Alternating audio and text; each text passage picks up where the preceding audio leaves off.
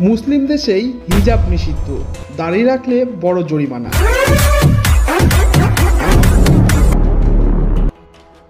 ভারতে বেশ কয়েকবার হিজাব বা বুরকা নিষিদ্ধ করার কারণে বিতর্ক সৃষ্টি হয়েছে। ভারতে বহু স্কুল হিজাব নিষিদ্ধ করার সিদ্ধান্ত নিয়েছিল, কিন্তু বিতর্ক বাড়লে তাদের এই সিদ্ধান্ত ফিরিয়ে নিতে হয়েছে। ভারতেও হিজাব নিষিদ্ধ করার দাবি ছিল, কিন্তু এটি বারবার বিরোধিতা হয়েছে। আপনারা আজকের ভিডিওটি দেখলে অবশ্যই অবাক হয়ে যাবেন। এখন মুসলিম সংখ্যাগরিষ্ঠ দেশে হিজাব এবং অন্যান্য ধর্মীয় পোশাক নিষিদ্ধ করা হয়েছে। 30 বছর ধরে ক্ষমতায় থাকা রাষ্ট্রপতি ইমাম আলী রহমান মনে করেন ধর্মীয় পরিচয় দেশের উন্নয়নে প্রতিবন্ধকতা সৃষ্টি করছে। রাষ্ট্রপতি এই দেশটিকে এগিয়ে নিয়ে যাওয়ার জন্য ইসলামিক জীবনযাত্রার সম্পূর্ণ বিরোধিতা করছেন। দেশটির নাম তাজিকিস্তান। তাজিকিস্তান সরকার বলছে এই নিষেধাজ্ঞার উদ্দেশ্য জাতীয় সাংস্কৃতিক মূল্যবোধ রক্ষা করা এবং অন্ধবিশ্বাস ও সন্ত্রাসবাদের বিরুদ্ধে লড়াই করা। তাজিকিস্তানে 2007 থেকে স্কুল এবং 2009 থেকে পাবলিক প্রতিষ্ঠানে হিজাব নিষিদ্ধ করা হয়েছিল, কিন্তু এখন দেশের কোথাও মহিলারা হিজাব বা কাপড় দিয়ে মাথা ঢাকতে পারবে না। দেশে দাড়ি রাখার বিরুদ্ধে কোনো আইন নেই, তারপরেও লোকেদের দাড়ি জোরপূর্বক কাটা হয়। টিআরটি ওয়ার্ল্ডের প্রতিবেদন অনুযায়ী যদি কোনো ব্যক্তি ম্যানেজড পোশাক পরে তবে তাকে বড় জরিমানা দিতে হয়। সাধারণ নাগরিকদের 64,772 টাকা, কোম্পানিগুলোর 2.93 লাখ টাকা এবং সরকারি কর্মকর্তাদের 4 লাখ থেকে 4.5 লাখ টাকা জরিমানা হতে পারে। যদি কেউ তাজিকিস্তানি সরকারের বিরোধিতা করে তাহলে এভাবেই তাদের শাস্তি দেওয়া হয়।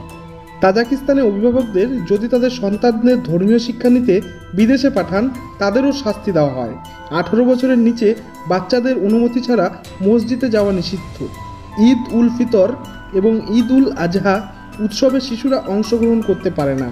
তাজিকিস্তান একটি সুন্নি মুসলিম সংখ্যাগরিষ্ঠ দেশ, তবে এখানে হিজাব এবং দাড়ি বিদেশি সংস্কৃতি হিসাবে গণ্য করা হয়।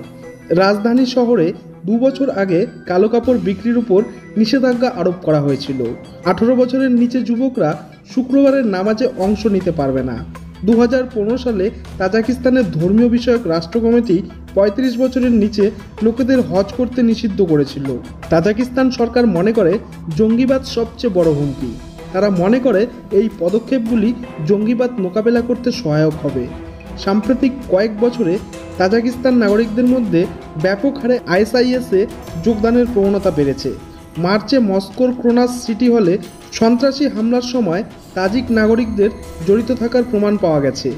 এই হামলায় 140 জনের বেশি মানুষ মারা গিয়েছিল।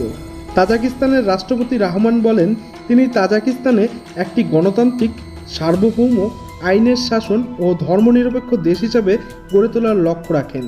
তিনি লোকেদের হৃদয়ে ঈশ্বরকে ভালোবাসার পরামর্শ দিয়েছেন। এছাড়াও 2017 সালে তাজিকিস্তানের ধর্মীয় বিষয়ক কমিটি রিপোর্ট করেছিল যে 1 বছরে 1938টি মসজিদ বন্ধ করে দেওয়া হয়েছে। মসজিদগুলি রূপান্তর করা হয়েছে চায়ের দোকান এবং চিকিৎসা কেন্দ্রে।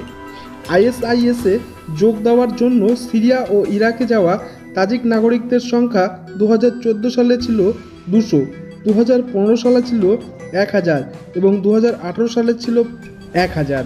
তাহলে মিত্র, আপনারাই বলুন, তাজিকিস্তান সরকার এত সমস্ত আইন